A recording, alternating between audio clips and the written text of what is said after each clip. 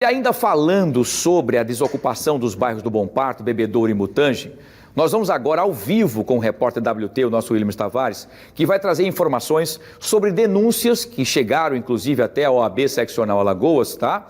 De que advogados, vejam que se isso for verdade, realmente é um absurdo, de que advogados estariam pedindo valores exorbitantes de honorários. E é sobre isso que nós vamos falar agora ao vivo com o nosso repórter WT, que vai estar conosco aqui para trazer essas informações. WT, nos atualize o que é que está sendo feito então para averiguar essas denúncias e se tem fundamento tudo isso. Boa tarde.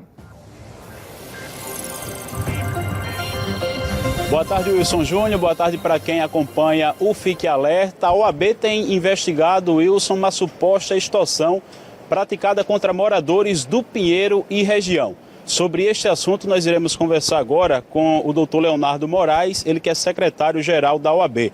Doutor Leonardo, de qual forma a instituição tem acompanhado esse caso? Boa tarde. Boa tarde.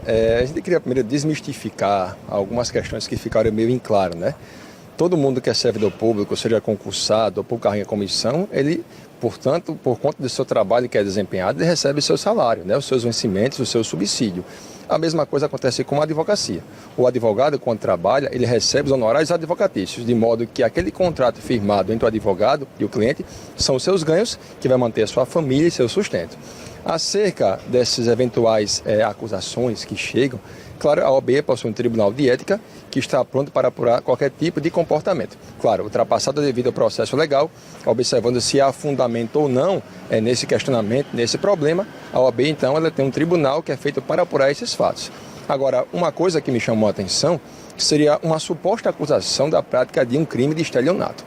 Isso é um absurdo.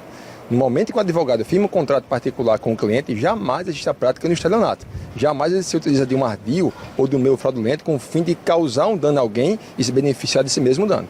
Então, não há estelionato. E segundo, nem se há que falar, muito menos a prática de extorsão, que é um crime que pressupõe violência ou grave ameaça à pessoa.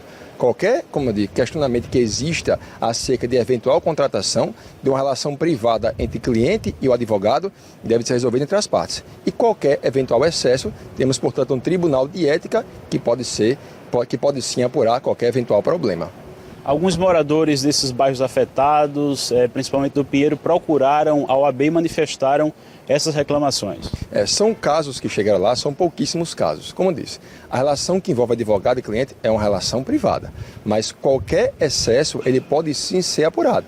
As pessoas então podem procurar a OAB, havendo então qualquer dúvida acerca de eventual excesso. O que orientamos? Converse então com o seu advogado, né? Já que a relação é privada entre eles, e qualquer excesso então procure o Tribunal de Ética. E repito, após o devido processo legal e eventual apuração, eventualmente se houver algum tipo de excesso, o TEDSIM poderá punir. Mas só para aproveitar essa oportunidade, que é importante, daquilo que eu tive conhecimento, que são muitos casos, envolve contratos feitos entre o advogado e seu cliente, né? E daqueles casos em que eu pude acompanhar, há uma cobrança, em alguns casos, são poucos casos, de 20% de dano material e 30% por dano moral. Ora, esse contrato foi firmado porque antes havia uma expectativa de uma ação que poderia demorar décadas para acabar. Né? Ninguém imaginou que poderia ser feito um acordo entre a Braskem, juntamente com os moradores, que era acompanhado por um advogado.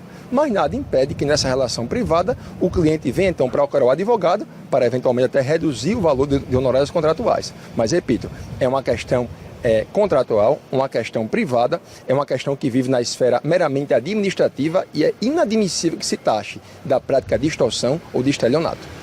E sobre esses moradores, doutor Leonardo, que procuraram a OAB, eles terão uma resposta? Qual será o procedimento para informar essas pessoas que procuraram? O TED ele tem todo um procedimento que é regulado pelo Código de Ética e pelo Estatuto da OAB. Então, há uma sequência de atos que a própria legislação estabelece, né?